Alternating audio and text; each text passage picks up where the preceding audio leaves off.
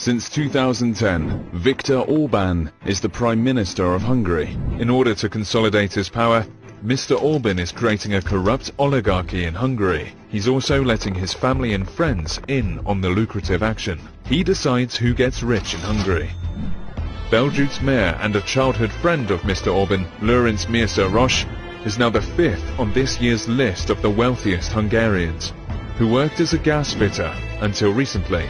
He has interests ranging from construction, banking and media to agriculture, tourism and real estate. István Debord's Elias Lighting Company won partially EU-funded contracts worth 65 million euros to install LED streetlights in many Hungarian towns in 2014 and 2015. He later sold his Elios stake and invested in land and real estate. He is married to Orban's daughter, Rahel, since 2013.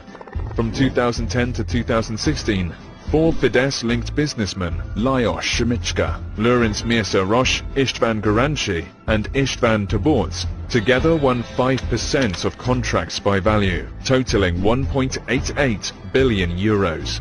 Contracts won by the four men averaged 13 times the size of other contracts. Since 2007, it is estimated that Hungarian public contracts were overpriced on average by 25% compared with market prices.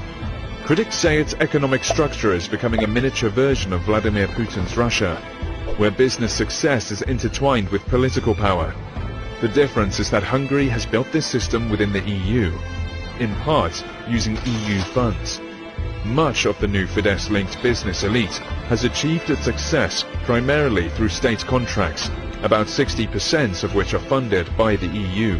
Hungary is, in proportion to its gross domestic product, the EU's largest recipient of EU funds. This is not the way European money should be spent. It is hypocritical to always blame the EU for everything while using its generous subsidies.